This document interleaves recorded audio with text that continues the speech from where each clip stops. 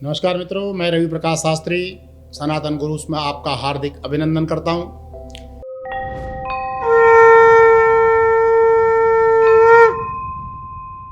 आज आपको मैं बताता हूं गायत्री मंत्र का।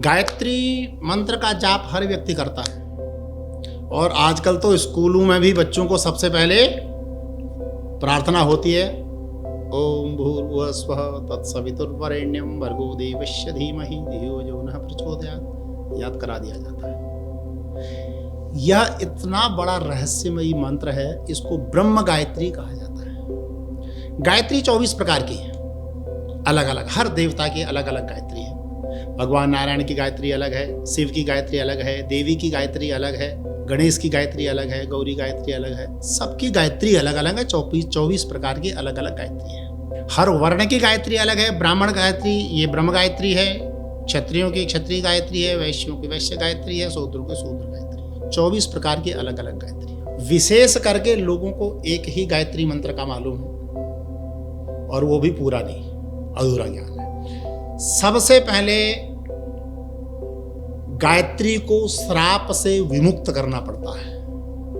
अगर आपको गायत्री मंत्र का फल चाहिए, सबसे पहले श्राप विमोचन।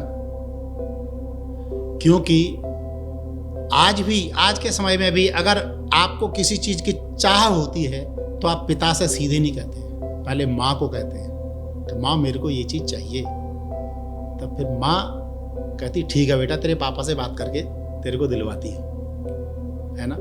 ऐसे ही माएँ ना बहुत सरल होती हैं, उनको कुछ भी कह दो ना, बिल्कुल हाँ बेटा ठीक है, चाहे वो गलत ही कामना क्यों न कर रहा हो, गलत चीज क्यों नहीं मांग रहा हो, लेकिन माँ उसको गलत नहीं कहेगी, हाँ बेटा ठीक है, उसको आश्वासन अच्छे में ही देगी। तो माँ इतनी भोली होती है, इसलिए पहले कोई भी पाप करता था, कुछ भी करता था, कुछ नहीं, माँ के पास चले गया, माँ गायत्री के पास चलेगी, सावित्री के पास चलेगी, माँ सरस्वती के पास चलेगी, महालक्ष्मी के पास चले गए, माँ दुर्गा के पास कब चले गए, कात्यायनी के पास चले गए, माँ भगवती के पास चले गए। माँ तुरंत जाती और वरदान दे, जा बेटा तेरा कल्याण। उसने कितने ही अपराध किए हों, माँ ने कहा तेरा कल्याण हो तो कल्याण है। जब माँ का ये आचरण ऋषियों ने देखा कि अगर ऐसे ही करती रहेंगी तो पुत्रों को दंड नहीं मिलेगा, तो ये सुधरेंगे कैसे। ये बच्चे सद्मार्ग पे आए, वह सुधरें, ताकि उनको जीवन का ज्ञान हो। इसीलिए ऋषियों ने माँ के आशीष को श्राप दिया कि हे देवी, जो तुम इतनी जल्दी हर चीज पे प्रसन्न हो जाती हो, सबको मनोवांछित फल की प्राप्ति होने का आशीर्वाद देती हो, जब तक श्राप विमोचन नहीं होगा तब तक तुम्हारे किसी भी मंत्र का फल जातक को नहीं मिलेगा। तब तक आपके किसी भी जब अनुष्ठान का फल नहीं मिलेगा। ये ऋषियों ने उनको श्राप दे रखा है। इसलिए देवी का हम कोई भी पाठ करते हैं तो श्राप विमोचन के बिना वह फलदायी नहीं है। विशेष करके आज हम बात कर रहे हैं गायत्री मंत्र पे, तो गायत्री मंत्र में भी श्राप विमोचन अवश्य है। पहले माँ का ध्यान करना होता है। श्राप विमोचन का मंत्र है, उससे भो गायत्री माता। श्राप किस किसने दिया है? ब्रह्म, वशिष्ठ और विश्वामित्र, 3 ऋषियों ने श्राप दे रखा है। ब्रह्म ऋषि, वशिष्ठ ऋषि और विश्वामित्र ऋषि, तीनों ने श्राप दे रखा माँ को। इसीलिए माँ का किसी भी मंत्र का आप जाप करें, श्राप विमोचन मंत्र का पाठ करने के बाद ही आप जाप शुरू कर सकते हैं। संक्षिप्त में एक छोटा सा आपको बताता हूं। मैं मंत्र नहीं है, एक सूक्ति है, ध्यान से सुने।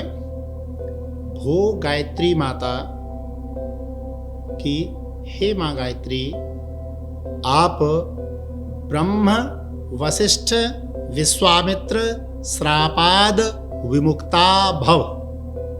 हे मां गायत्री, आप ब्रह्म, वशिष्ठ और विश्वामित्र ऋषियों के श्राप से मुक्त हो जाए, ताकि मैं जो आगे गायत्री का या किसी भी देवी के पाठ का जो मैं जाप कर रहा हूं, उसका मुझे पुण्य फल प्राप्त हो। इसका कम से कम 21 बार आप साप विमोचन मंत्र का पहले पाठ करें। हो गायत्री माता ब्रह्म वशिष्ठ विश्वामित्र श्रापाद विमुक्ता भव। हो गायत्री माता ब्रह्म वशिष्ठ विश्वामित्र श्रापाद विमुक्ता भव। इस प्रकार से 21 बार इस मंत्र का पाठ करें। उसके बाद जो भी आपने गायत्री करनी है तो गायत्री का जाप, देवी पाठ करना तो देवी पाठ, दुर्गा चालीसा करनी है, चंडी चालीसा करनी है, दुर्गा कवच करना है, कोई भी पाठ करना है, श्राप विमोचन के बाद आप करेंगे तो उसका फल आपको निश्चय ही प्राप्त होगा। जैसे गायत्री मंत्र लोग बाग शुद्ध उच्चारण नहीं करते हैं क्योंकि यह शुक्ल यजुर्वेद का मंत्र है।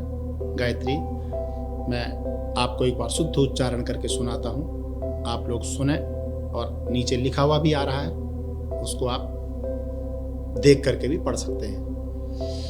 हरि ओम मा भूर्भुवः स्वः तत्सवितुर्वरेण्यं भर्गो देवस्य धीमहि धियो यो नः प्रचोदयात्। यह शुद्ध गायत्री है। इसकी आप एक माला का नित्य प्रति पाठ करें तो आपको इसका अच्छा फल मिलेगा। गायत्री पाठ के बाद अगर आप इसका अनुष्ठान कराना चाहते हैं तो किसी योग्य ब्राह्मण को बुला करके आप इसका अनुष्ठान भी कर सकते हैं। 1.25 लाख का इसका पुरस्चरण होता है। 1.25 लाख गायत्री का महत्व है। इसी प्रकार श्राप विमोचन करके अगर आप गायत्री का अनुष्ठान करते हैं तो इससे बड़ा मंत्र कोई नहीं है। गायत्री मंत्र के अनुष्ठान से समस्त बाधाएं दूर होती हैं। हर प्रकार की बाधा दूर होती है गायत्री के अनुष्ठान से। ज्वर हो, भय हो, किसी प्रकार का रोग हो, किसी प्रकार का कर्ज हो, किसी प्रकार की बाधा हो, किसी प्रकार की कोर्ट मुकदमेबाजी हो, किसी भी प्रकार की समस्या हो, हर समस्या का संकल्पबद्ध तरीके से ब्राह्मण को बुला करके आप अनुष्ठान अगर कराते हैं तो एक ब्राह्मण तो नहीं कर पाएगा, कम से कम 5, 7, 10 ब्राह्मणों को बुला करके 5 दिन का या 7 दिन का यह अनुष्ठान होता है। इस प्रकार से आप करें तो निश्चय ही आपकी वह कार्य सिद्धि हो जाएगी जिस कार्य की सिद्धि के लिए आप गायत्री अनुष्ठान कर रहे हैं। इसलिए माँ गायत्री का यह अनुष्ठान विशेष फल को देने वाला है। हम कोई भी अनुष्ठान, कोई भी जब पाठ पूजा इत्यादि जो भी करते हैं वह अनुष्ठानबद्ध तरीके से होंगे ना, तो उसका फल आप लोगों को निश्चय ही प्राप्त होगा। जय श्री